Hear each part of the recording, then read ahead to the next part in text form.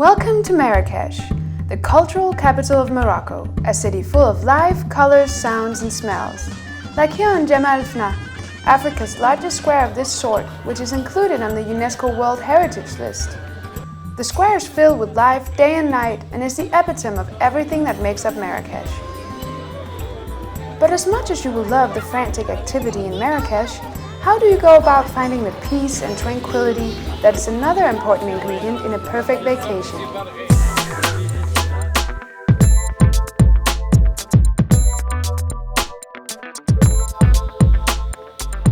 Behind this small door, you would not expect to find the perfect hideaway for your Marrakech vacation.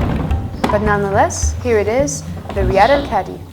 First of all, Julia, thank you for letting us do this review of the Riyad al-Cadi. You're welcome, it's a pleasure. Many of our viewers might not know exactly what a Riyad is. Do you think you could explain this to us? A Riyad is a traditionally built house in Marrakech, in Morocco. Its main features are that it's close to the outside, so you can't look out or look in through windows, for example, and that it's open to the inside, to courtyards, patios, where the entire life would happen. Marrakech boasts of its most largest and most beautiful riyads in Morocco, and most of them they're used as a private home for local families, but quite a number of them in Marrakech are being transformed to a hotel, like ours for example.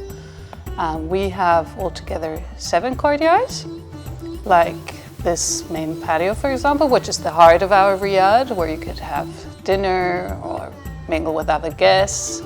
Then we have another courtyard called the palm courtyard, with palm trees and a banana, which is a quieter retreat for our guests.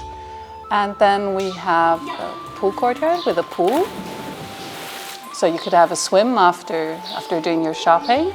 And then we have a small Riyad, the blue house, which we rent out for our guests, and so you could have your own private Riyad in Marrakech.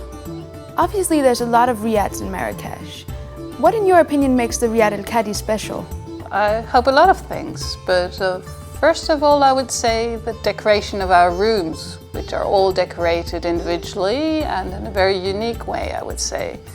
My father, who was posted as a German ambassador to Morocco when he bought this house, he decorated all the rooms with his private collection of Islamic and Berber art when he retired, and so he used his collection of textiles and ceramics to decorate all the rooms and the public areas.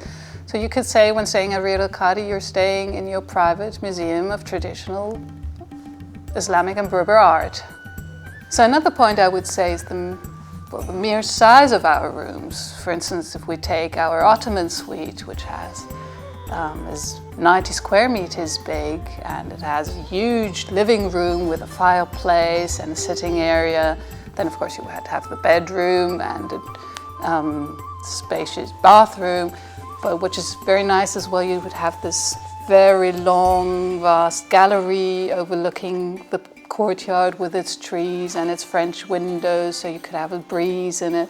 So I think that's something quite special to have a suite of this kind, of this size in Marrakech.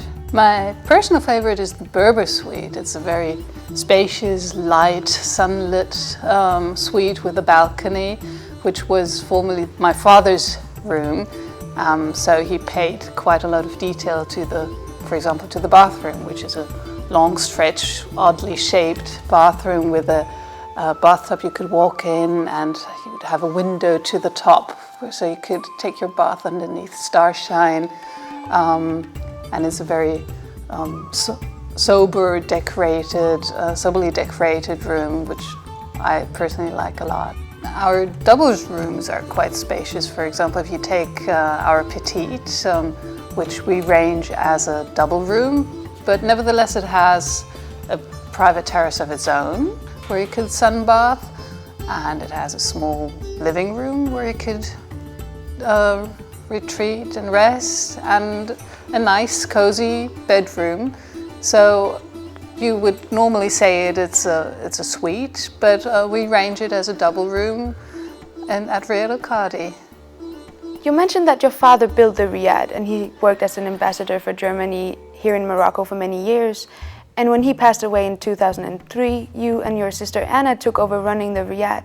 And I know she lives in Hong Kong and you have a family of your own in Berlin. How do you manage all this while running the Riyadh? It does need quite some planning. I spent half the year in Germany and half of the year here in Marrakech, but it only works with a very good staff, and I have a very reliable and hand-picked staff I work with. So, for example, I have a management who's trained in Germany and who's worked with first-class hotels, which is quite important. Then our front desk, for example, they're trained in different languages, and they know everything about Marrakech. So if you need anything, they are happy to help with any wish. Then our kitchen, for example, our chef, he's trained in one of the best restaurants in Marrakech, so they can prepare as well Moroccan food as international food. And our servers, for example, they speak different languages, they're always up to your knees, and they understand your European mentality, for example, to be at your service, but they do it in a quite Moroccan, charming manner, so you're very much at ease. And they're discreet in the background, but always there when you need them.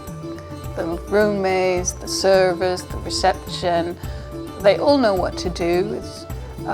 They have their daily routine, so even when I'm not here, the Riyadh works like a well-oiled machine, and everybody knows what to do, and it's a smoothly running hotel. Thank you, Julia, and we look forward to staying here for the next few days. We have spent 3 very pleasant days here, and as always, it's time for the scores. Atmosphere, 10. Rooms, 10. Staff, 10. Food, 10. And location, 10. So it's top scores all the way through. Congratulations! It's time to say goodbye to the Riyadh Al Cadi, even though we would like to stay much longer. If a place ever deserved the phrase home away from home, this is truly it. And we're not afraid to rate it the best Riyadh in Marrakech. This is Anna Raven with Online Travel TV, wishing you the best from Marrakech.